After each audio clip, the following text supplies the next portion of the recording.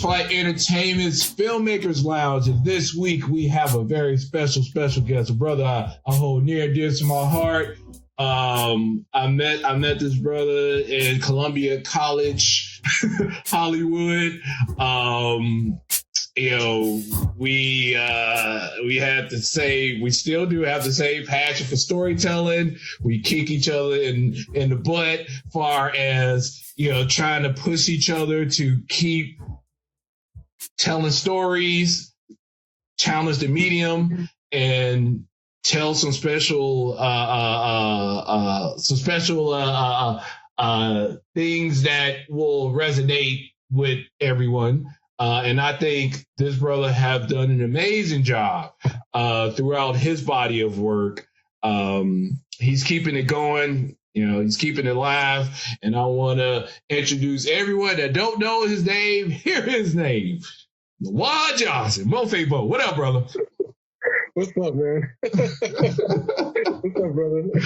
Good, man. I'm good, man. I mean, like I said, I had to get you on, through the numerous conversations. Okay, me and LaJuan, we text each other every now and again. And LaJuan is always, for me, he's the Phil Jackson of people in the circle you want to have in your life, in the sense of he'll text you, all right, what you working on? What you writing? What you doing?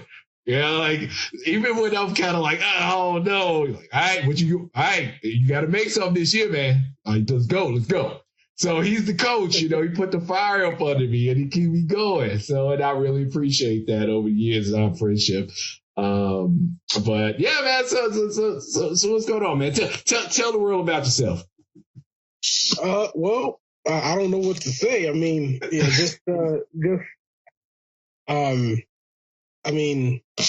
I've always enjoyed telling stories, and I think that's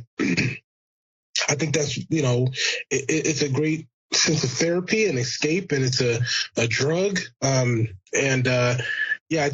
always wanted to do that, and I, with learning experiences, to be able to put it in an art form like cinema, it's really special, man. So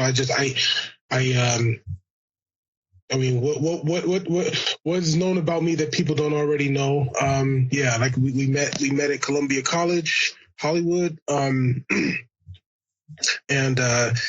we were just big-eyed and motivated people ready to go and change the world with cinema, and we learned a lot.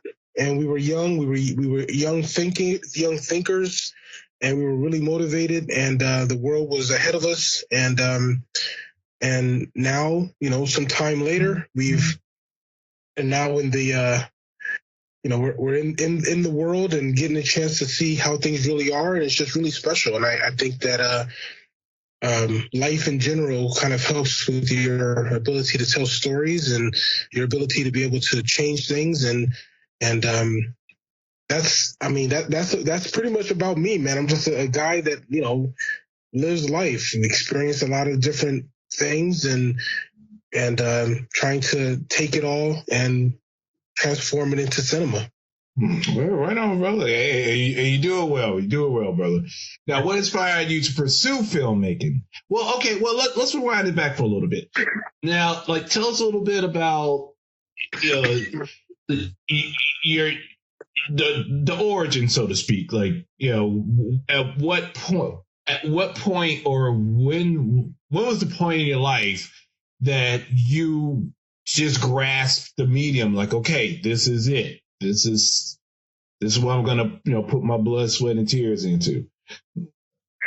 Well, I don't know when it was a particular moment. I do know that growing up, I think one of the biggest factors I think that molded me into the person that I am was to be able to be able to develop an imagination. And what I mean by that is that playing with toys, having action figures and making up stories and playing with the toys. And because I was kind of more of a loner. And as a kid that, I played by myself, I was able to have an imagination and tell stories with my action figures. And then my grandmother and my great uncle, they both were involved with the American Ballet Theater.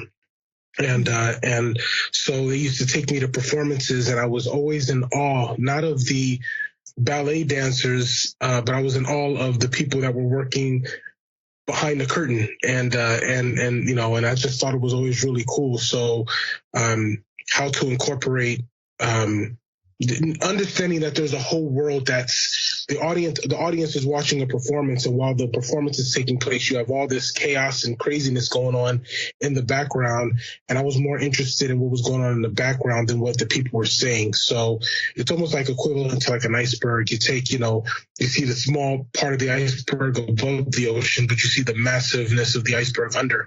And I was always interested in that. So I think that's where those origins kind of molded me into wanting to do cinema. Oh, okay. Yeah, I didn't even know that. Yeah, we learned new stuff tonight. Yeah, right on. So, all right, so all right, okay. So get that down, right? So what? And I always like talking to my fellow filmmakers about this because everyone have different entry points. What's the creative fuel, so to speak, when there's something that just tugs at you that tells you, okay, you have to see this story or this particular premise out because this is going to be something like what. Like, how do you sift through it? How do you sift through the maybes to get that? Okay, I'm getting it. I think that, and that's a heavy question because I think everybody works differently. I think that now that you have time when you become older and you begin to think. One of the driving forces, I think, to wanting to tell a story is you have to define what you have to make clear what your definition of success is. You have to be able to define what that is, and you need to be realistic. But I think the most important thing is you have to define it. So if your reality is I want to be rich, I want to be a world famous filmmaker, I want to be popular like Quentin Tarantino or Martin Scorsese, or then those okay. You set a standard, but are you prepared for a backup plan? And are you prepared to be disappointed if that doesn't happen? I don't think there's any filmmaker that's worth their grit doesn't think about being the big top filmmaker of the world. And so I think that what you have to do is you have to define what success is. And then when you get to the writing, if you are a writer or a producer or a director, you have to be able to be okay with the product that you're putting together based off of what you feel is your definition of success. Now, unfortunately, we put our success level so high that anything less than that we deem as a disappointment. And so the problem with that is, like, for instance, you take a young filmmaker, they say, okay, I'm writing a script with the goal of going to Sundance. And then they get a producer and they raise money or they shoot it themselves with the goal of going to Sundance, and they make the movie and it's special with the goal of getting to Sundance, and then they submit to Sundance and Sundance says no. And so the whole journey in a way has been lost according to that person because their defining definition of success was to go to Sundance. So I think that, and that happens to all of us. I think what we have to do is start to change our thinking and say, okay, what are we okay with? So when it comes down to the drive is, okay, what do I want to do? Do I want to tell a story because I love the art of cinema and I just want to tell a story? And all I care about is the movie being done and be able to show it to one or two people. If that's your success and you're able to do it, then you do it and you're successful. I think that the problem is in this world of art, we've made it into such a business to where we're thinking of everything other than the art of telling a story. We start focusing on all these other these other things that are not guaranteed. The only thing that's guaranteed is your ability to do art and direct a film and write a script. And one of the things that was taught to me was, when you put a seed into the ground, with the goal of having this apple tree, right? And so you can eat its fruit. So you water the ground every single day, and then you get bored and you wait until that sprout comes out, and then you're excited and you're happy, and then eventually, if you could take someone's life and expand it to 100 years, you'll end up getting an apple tree, and you can be able to eat its fruit. Well, and so you say, okay, it was all worth it. Well, what happens if the sprout never comes? I think that what happens is you have to be okay and enjoy the art of watering the ground that you put the seed in. So if you're okay with that, and you can say, hey, I'm loving this, then I think that you'll be really surprised about the success that you're able to accomplish. But you have to be okay with watering the ground. And no matter what happens, everything else will be icing on the cake, but you love where you're at. And I think that's the biggest thing about success, is being okay with where you're at. So to answer your question, I think the driving factor of getting a script done and shooting a movie and working with actors and getting it to the festivals, I think that all of these things have particular goals. In my situation, my drive is to finish the script. And then that's satisfying to me for step one. Step two is shooting the movie. And that's a big step. And so the drive for that is to get the movie shot. Now it's in the can. Now I have a whole nother problem. Does the movie work in the editing room? And then so we edit it really fast and we put it together, and then we can see the movie and say, okay, it works. Okay, then now we're good. And so I take my levels of drive based off of those steps, right? And coming up with the idea, writing it, shooting it, and then cutting it. And then after that, it's like, okay, we were able to accomplish. But I don't think anything past that, because I never want to open up the door to be disappointed, to say, okay, the hard work that I put in has earned the right to be seen by millions of people. I'm not the judge of that. I'm okay with having my movie done and just enjoying the process of that. So right, yeah, and you're right. It's you put your heart into that project. Make it as genuine and make it as much as you, as far as your DNA, into that story and that project. And I know I'm a firm believer is if you genuinely putting your best foot forward into said project, it finds its audience, so to speak, or it finds the accolades come in because people who really see or search for a genuine experience, far as storytelling, far as acting, things like that, it will find them. And then, like you said, just like the apple tree, then it sprouts out like, oh, I seen this independent movie. It's amazing. You have to watch, but if it wasn't genuine, if it wasn't something pure, like far as the intentions of getting that story crafted, it's transparent, right? Like you could tell, you can see saccharin from, like the original stuff, right? But I think what I really respect about your the projects you've have gave to the world is your DNA's in it. Like there's no there's no superficial like elements in, like when you tell a story or when you make this decision to make something, okay, he wanted to say something. That's because this project is out. That's why this movie that's made by you is in the world today, because like it was something, I don't know, that you couldn't shake, that you had to say in the language of cinema. And that's why I always respected, and still do to this day, the projects you choose to, bring out have out, for people to, look at, absorb, quite frankly, be enlightened by.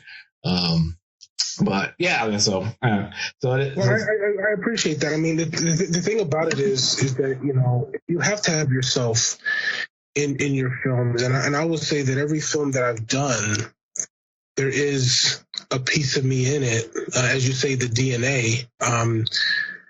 I think one of the hardest things in the world is to do a film that you're not personally and emotionally attached to. I mean, then it becomes a job. Then it becomes, it's not an art anymore. And I think that the one thing that I take great pride in my films is that it's LaJuan. And just as much as, some of them are very different. Some of them are different from others. Like, they're different styles. They're different ways. I mean, you can look at one film and then look at another and say, okay, is this done by the same filmmaker? I think some people will say, okay, yeah, I could see that. But then there are some differences. And I think that's because that's who we are. We're happy until we're sad. We're joyful until we're angry. We there's a lot of stuff about us as people that there's other sides of us, and I think that what I'm trying to do with cinema is tell parts of me that are not necessarily known by others, and it gives me an opportunity to put myself into it. And I've had a couple of films that I've done where people say, "Man, were you angry?" Because it's such a sad film. Or, no, I'm not angry at all. I had fun. It was nice, but it was reality. And I think that one of the things that we have to do is we have to make it very personal. It's so important. It's so important that we do that. Mm-hmm. So. Yeah, and that definitely, you definitely had like. It's definitely experiences that that, okay, like this is coming from a genuine place, like yeah. So therefore it commands your attention and it commands your respect, which is okay. So all right, well, just give all this backstory with us. So LaJuan had his had the gathering of the Avengers Assemble moment is when LaJuan was working on this short film called Every Morning I Kiss the Sun, right? It was one of those Avengers Assemble moments where within LaJuan's project, we all just like, okay, like what we need to do, like let's get it in, let's do this, like what, because the story was so poignant and powerful.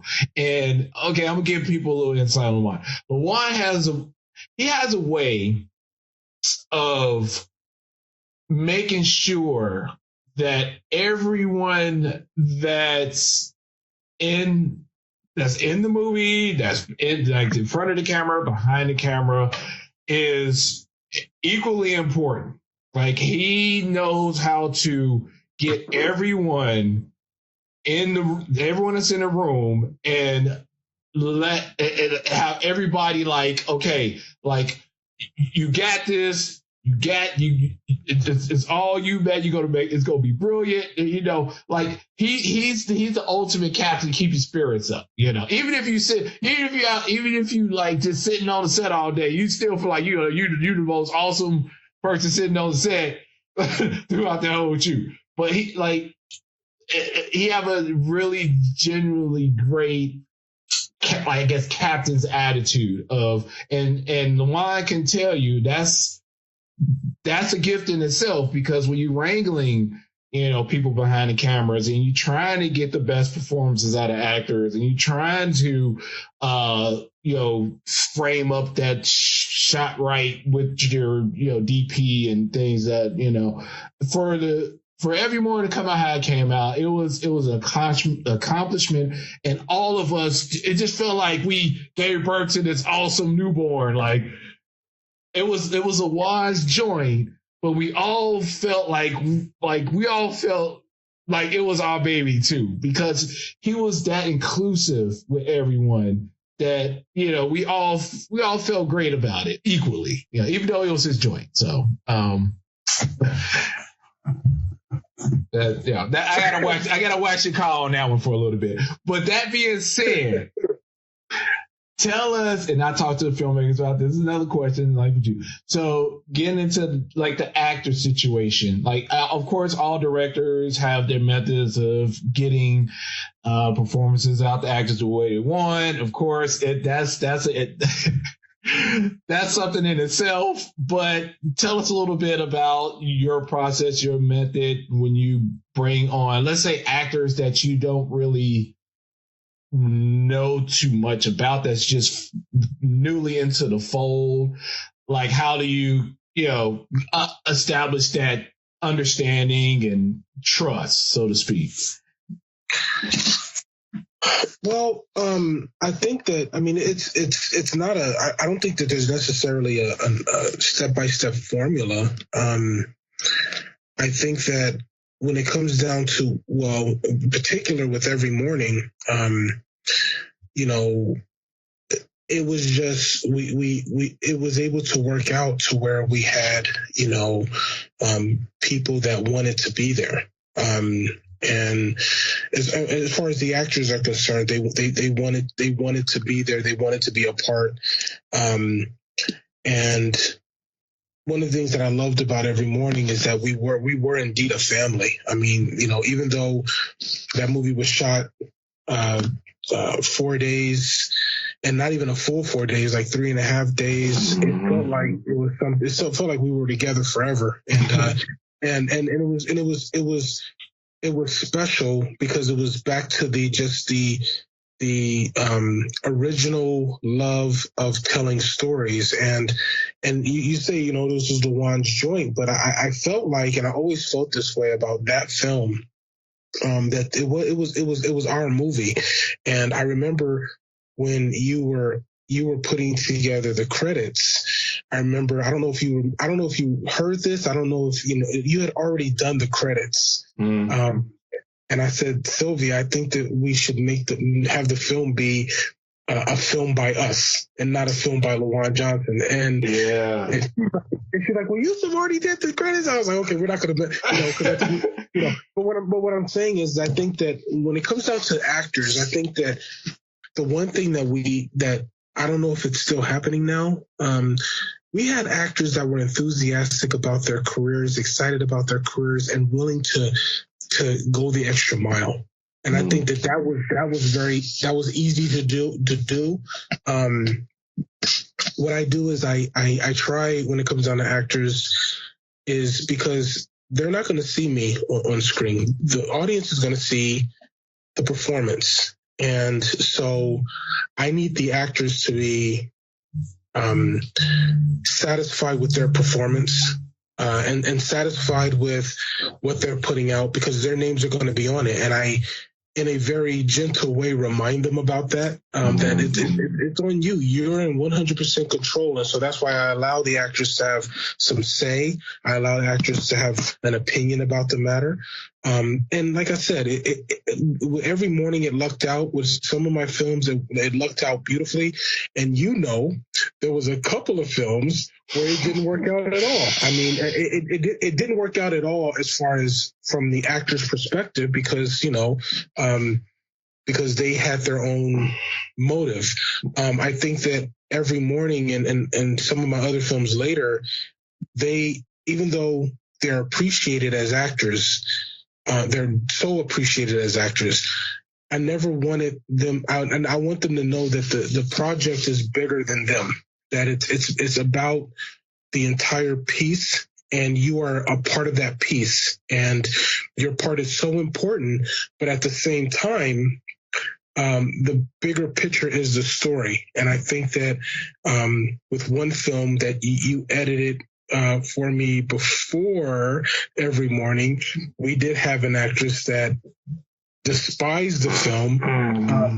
But what was really funny is that she just despised the film that we did. But eventually what happened was, what I later came to find out is that film actually got her representation. And she later told me, thank you so much. The film is amazing, like almost 10 years later. And it's like, wow. Okay. You know what I mean? So it was just really funny. But, but what I'm saying is I think you have to have actors that are not thinking, they're thinking about their craft, but they're not thinking about their celebrity. They're not thinking about their, this is going to be my calling card. Think of it as showing your work, showing your ability to take direction, showing your ability to perform. And like I said, for the most part, it's worked out very, very well. And I also have failed in some of these situations, but tried to also maintain a relationship with actors even before, during, and even after we make the film to try to maintain that. Now, I haven't done that in the best of situations in some cases, but I enjoy having relationships with the actors afterwards, even if it's on a phone call or a text message, simply because we made a film together and it's our film and it's something that I'm an honor to share with them. So they're not just pawns on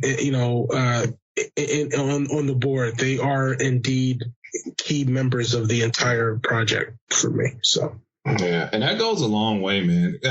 Because there were times when I work with actors on my projects, and they're sometimes they are in shock almost because they tiptoe after I finished filming and everything, and I'm editing it. Like it was one situation where one of the actors, they were like, yeah, sorry to bother you.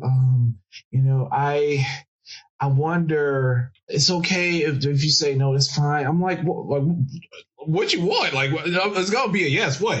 It said, well, is it okay if I could just have maybe 15 seconds of this scene for my reel? I mean, she was petrified to ask. I'm like, I'll give you the whole scene. Don't worry about it. I got you.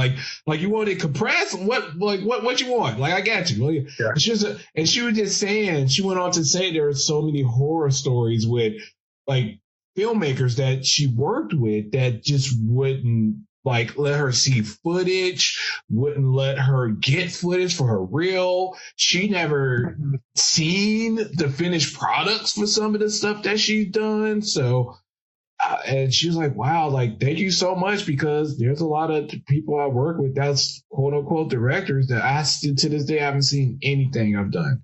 I was like, wow. Yeah. So I'm like, well, if you remember, I mean, and I understand that's coming from, okay.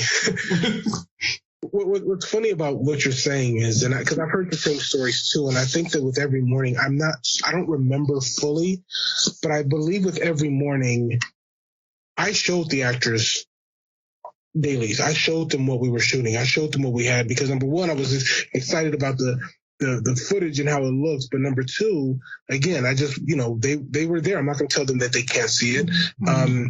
Now, granted, there's been some cases where, I didn't like that take, but we have to move on. But the thing is, I think that what's sad about the situation, and this is something that has happened to me in a lot of cases, is that, when you have a film student, we were film students at one point, and you have these film students that are holding auditions and they want to see your headshot, they want to see your resume. I always had a problem with looking at people's resumes, because if they ask me to look at my resume, what do I have on my resume? So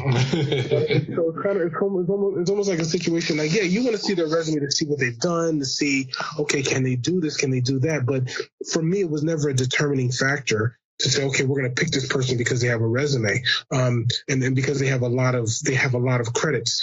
The way I feel about it is that, some of these people need the opportunity to go out and do things, and if they're motivated and they're excited and they're looking forward to doing it and they're willing to do the project, then to me that's already a huge step of into the right direction. But, when it comes down to, well, let me see your resume, it's not good enough. And I say, well, as a filmmaker, what have you done? You've done, you did a couple of film exercises in a film class, but you've never shot a film before, but you're holding this actor to their resume, and this actor's looking at you, probably knows cinema better than you do, and you're directing it. So I think that when it comes down to these actors, they're so underappreciated, and they're not considered. Like I said, I've had people ask me for footage, and sometimes I'll tell them, hey, I can give you this, but I can't give you the whole film just yet because we're being considered for festivals or whatever. But it's never been an issue about giving them over the footage and using whatever they need, whatever they want. We've had people use monologues that I've written for them, like, oh, use it for auditions and get, and that's cool. Like I said, they're the ones that have to perform it. And so, and a director can't do anything without the actors. So why are we being so dismissive to them? Yeah. And try to be like try to be the gatekeeper. I know it's the filmmaker's project, but ultimately you have to take into consideration that people, actors and all the other people that decided to be a part of your project is doing just that, being a part of your project. And I think it's a bit disrespectful if you turn around and be this gatekeeper that just don't want to be accommodating to any kind of request whatsoever. Like you were saying, like if it's within the scope of doing something for your crew or actors, like what's the problem? Right. It's like, no, I can't get, you're not getting the whole movie, but if you need like this, 30-second little clip of your performance, for your reel, go ahead, do your thing, put that on your reel. Absolutely. But it is. That's why I think to kind of like get your sage wisdom on that one. And like I said, it's tough now with actors now. I don't know because I'm not in the film school world anymore, but it just seems like it's been tougher to get actors that are willing to go on these journeys with you as an independent filmmaker. I think that, you look at and some of it's justifiable. People have to pay bills, people have, homes, they have, they have rent they have to pay, and so they need to be paid, and I completely respect that.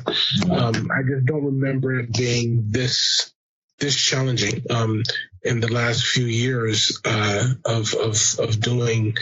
Even now, even small paid jobs, it's like it's just not. I don't know. I mean, it just seems a lot different now. Than what it was. Even 10 years ago, it's a lot different. So. Yeah, I mean, but maybe because I'm not in LA, maybe that's the reason. I don't know, but it just seems a lot different. No, it's different. Yeah, I can tell you from being still in LA, it's definitely changed. It's shifted. It's a shift. It's definitely a shift. Yeah. Okay, so so you have, is Song still available? No, it's not. It's not on Prime anymore. I need to get going with that and probably put it back on. See about putting it back on Prime right along with another film. I want to put both of those back. I want to put it back on Prime. I actually just did it. I attempted to transfer the film and put it into 4K. So nice. So I was like, man, and I got a chance to, I got a chance to watch the film again, which I haven't seen in a long time, but got a chance to watch Songs again, and said, man, this was really special. It was a really special film. So it's one of those.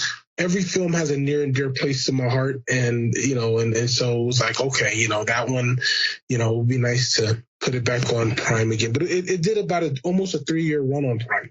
So, so I was like, you know, they said, "Oh, our time is up," and so I probably would have to change the title, and maybe, you know, and put it right back out there again, and, you know, probably with a different, with a 4K feel in it, and maybe even put a couple extra scenes in there that we didn't use. So yeah, because just imagine the disappointment on this person's face. Well, I was like, well, let me go watch Souls again before I talk to Mo.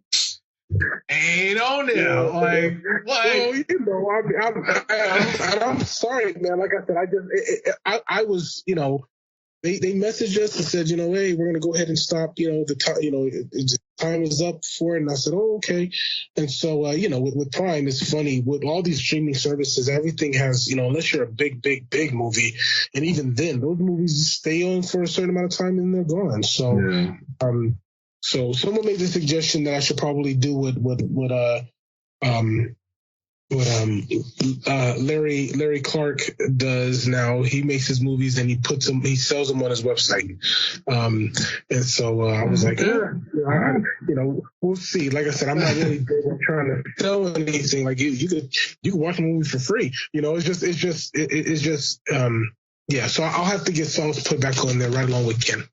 Okay, yes, yeah, that was my follow-up question. Was Ken? Yes. All right, so like you were saying a little while back, how one film is different from the other. Now, Ken in songs is a prime example of the feel, tone. Yeah, definitely. What is not like the other? With Ken, that's the latest release, right? Okay, Ken, right? Okay, so I was blessed to be a part of a screening. It was a virtual screening that LaJuan was gracious enough to invite me to, and I watched his release, Ken, and Ken hit me like a ton of bricks because of the subject matter. Well, I just leave it at that. But like, tell us more about that project. Well, okay. Ken is I got into the, you know, there's certain things in my life that I'm realizing now that I'm getting older that truly affected me. That didn't affect me before. So for people that are interested, I mean, Ken is basically a story of a gentleman meeting another guy, and he comes to find out that they're brothers and of the same father, and that their father had passed away, and he wanted his two sons to scatter his ashes in a desert. And so the movie, it's a little bit different as far as the structure of it goes. Basically, it's about these two men having a conversation. One trying to convince that his father is a good man, and the other one who never knew his father trying to understand why he cares. And so that's the movie Ken. This was 100% a labor of love on my part. And what's really funny is I need you guys out there that are listening to understand that I remember Yusuf and I were at the Laughlin Film Festival.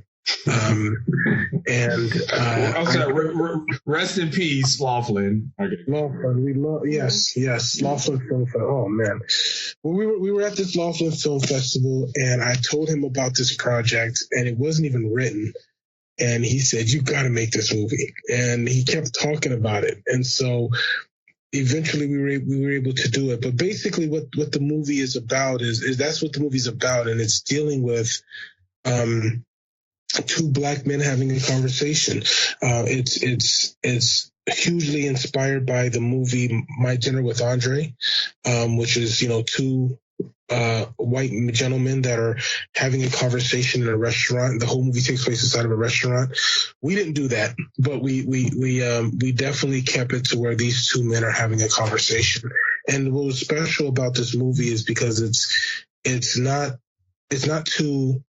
two intelligent black men having a conversation. So what I experienced in my life is, like sitting down talking with you, Yusuf, like two intelligent, educated black men having a conversation. And others, whether it's in the barbershop or whatever. The one thing that was special about this film was that it wasn't about two athletes. It wasn't about two drug dealers. It wasn't about two people in the music business. It was just two regular guys having a conversation. I think that's something that is not celebrated in media today. It's certainly not celebrated in cinema. And they talk about subject matters that I talk about with people all the time, whether interracial relationships to Black Lives Matter. It kind of covered a lot of different type of things, and I really wanted to do that. So it was a labor of love. If anyone ever watches this movie, it is, and I'll tell you the secret that a filmmaker probably wouldn't tell, but I don't mind sharing it.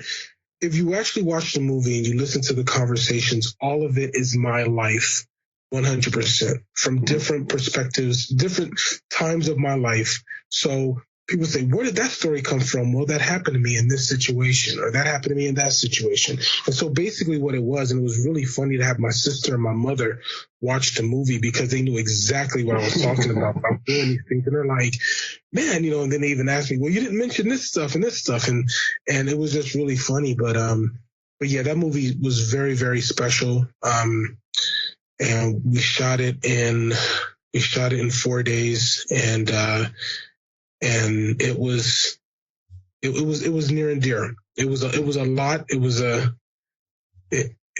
We shot 4 days, but we ended up having to shoot an additional half a day because we had some production issues. But it was very, very near and dear. And I do now. I appreciate it even more now because that was very special, and because it was so different than songs. So yeah. Yeah, definitely. Yeah, and that's why I am definitely championing for you to get this on Amazon, some place, because I feel like songs and Ken, like those two have to be out for public consumption, man. I mean, they're different,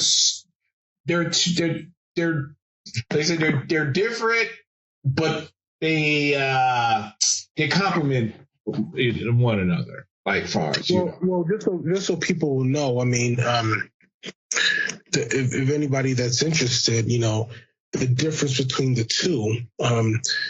Songs is a film that was produced and financed by a woman by the name of Eki Malik, who is Terrence Malick's wife. And so that film itself is a film that deals mainly with the art of cinema, with basically it's a silent film with music and voiceover. The movie itself is very, very it's being carried by the imagery. And so that's what Songs is. Ken is the exact opposite. The movie's carried by dialogue. So that's where the two differences are with that. And so I appreciate what you're sharing, but I need to make sure that, that this is understood. Ken and Songs were grand total cost $8,000. Wow. Between both movies. Songs was $5,000, and Ken was $3,000. And these are features, everyone, just to make it clear. Yeah, and the thing about it is that so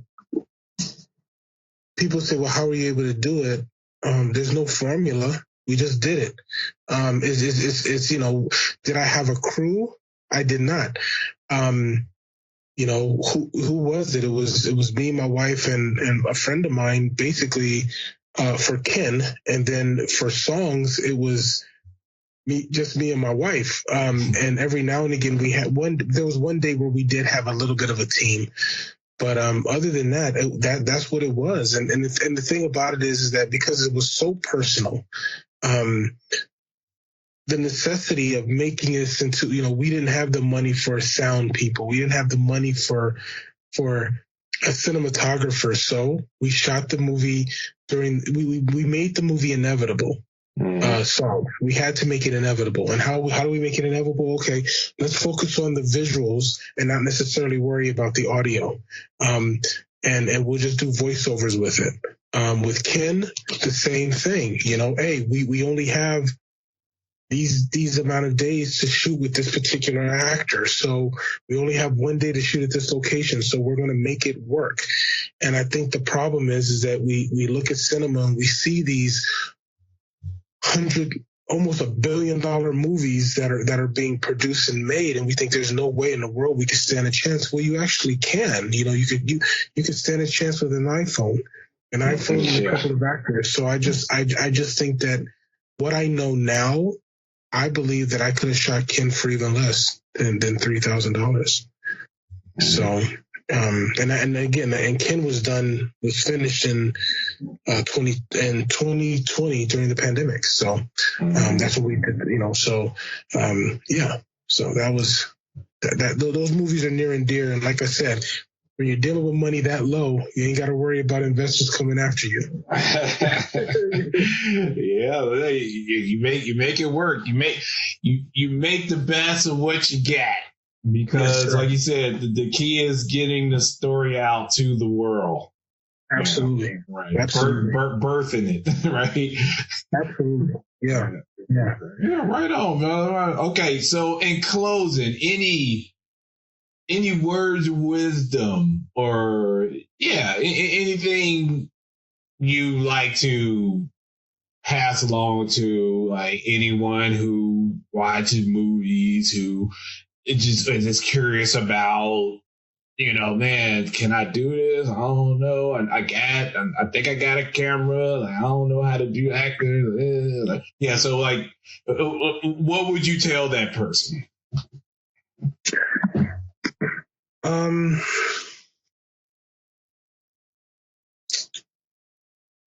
There's a couple of things. I think the first thing is know that you can do it. You just have to be okay with messing up. We are all filmmakers. We are all Major League Baseball players, and not all of us bat 300. Meaning that, the best players in baseball right now get it right 30% of the time when they're at bat. The rest of us, we swing and miss.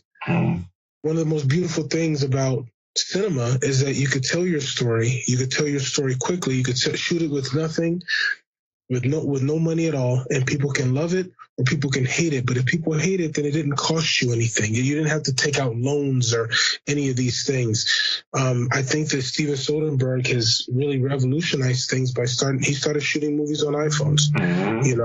There is a movie, I forgot the filmmaker's name, a movie called Tangerine that was shot on the iPhone. It was such a big deal. And it's funny because I watched the movie twice, and at a certain point, like most audience members, you forget that it's shot on an iPhone. You know what I mean? You may see some things about it, but, so what I would say to a person that's interested in film is that you can do it. Don't listen to the business parts of it. Keep it an art and allow the business to search after you while you're going out there telling your stories and having a good time. If the business comes after you, then fine. Don't wear that coat of desperation that you have to do this and that you have to make it. You can do it. You 100% can do it. I was blessed to have Ken play at the Chinese theater. That is a big deal. And so for our little $3,000 movie, I think that the other thing that I would say is that film is forgive me if I don't give a right description. I'm going to say this. Film is an interesting oxymoron because you work very hard as a filmmaker. You're trying to craft shots. You're trying to negotiate how you're going to shoot this scene, how you're going to tell this story. You get the actors together. You spend time rehearsing with them. They're ready to perform. You do 10 takes, but you're only using one. You do all of this stuff. It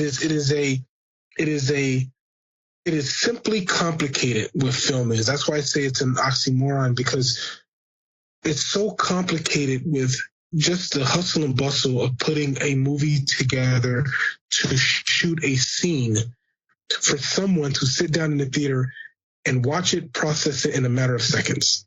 It's really interesting, and it's almost unfair, but it's like, that's what it is. You spend 2 days, 3 days trying to get this scene right, whether it's with rehearsals and shooting and lighting, and then someone sits and watches it and says, oh, it was cool. You're like, wait a minute, I put everything I had in there. And so I think you have to be okay with, again, watering the ground and being okay with it and loving it. I think one of the things that my wife shares with me is, she says, when you get the shot, when the shot comes right, when you get it, you have a look on your face, and we know that it's over. You got it. And I think that that's so important. Just love what you do, and also be okay with messing up. I shot another movie since Ken, and realized that, hey, this is not the film that needs to be done right now. So, it came out of my pocket. Yeah. Did the movie fail? No one saw it. But then at the same time, it was a situation where, it's okay for us to mess up sometimes. It's okay for us to try to get it right, and not know what we're going to do. And, what better way to learn your craft by doing it on small levels, with not a lot of money. The one thing that I can sleep peaceful at night about is that every film that I've done, even with Every Morning that you talked about, that was a $500 movie, and it was treated as if we shot it, And so I just feel like, be okay, make film inevitable. Don't apologize for not having any money. Go out there and tell the story, and and then you'll be satisfied at the end, because your goal was to tell a story. When I was overseas and I was in the military, all I ever wanted was to have somebody read my dialogue, and I was happy with that. And then that happened, and then we started making more goals. So for people that love cinema, please understand that cinema is not going anywhere. It's changing, but it'll always be here. And just please understand that behind every scene, every movie that's being done, you do have people that are diligently working hard to give you something that is near and dear to their heart. So, okay. Yeah, and I, for one, appreciate all the stuff that you gave me in form of the stuff I've seen that's near and dear to your heart. And again, I appreciate you always having taken time to tell us a story and let everybody know your projects. And I'm gonna do an update once you get Songs and Ken back up for public consumption. I'm gonna do an update because people need to see these two movies. That's a deal. That's a deal. I'm gonna see. You got me all pumped up, man. I'm gonna have to start getting to work right now. Figure this out. See, guys. See, that's the insight on our conversation. See, we talk, then we start getting each other like all hype, like, all right, cool, all right, yeah. Yeah, see, you got me all pumped up, man. I mean, we're gonna do that now, man. But that's the beautiful thing, man. The beautiful thing is that we build each other up. You know what I mean? And there's no jealousy, there's no issues, there's no problems. We build it, and that's another thing. I don't think I would be, or I know Yusuf, I know that, you know, I can't speak for you, but I can say that I wouldn't be where I'm at without the love and the respect of other filmmakers that are not trying to take what you have, but trying to amplify what you already have. You know what I mean? And I think that's what we do for each other. So there's me, you know, Kev, Richard, you know, we always try to, you know, build each other up, you know, so even if we don't talk every day, you know, so. Yeah, no, I totally agree. Yeah, you are definitely a very intricate part, you know, of that circle with me. And like I said, that's why I had to have you in the Filmmakers Lounge. And like I said, I appreciate you. LaJuan Johnson, and we cannot wait to see the next masterpiece that you are going to bless the world with. And then, and plus, you'll give me an update on songs and cans so I can give everybody up there.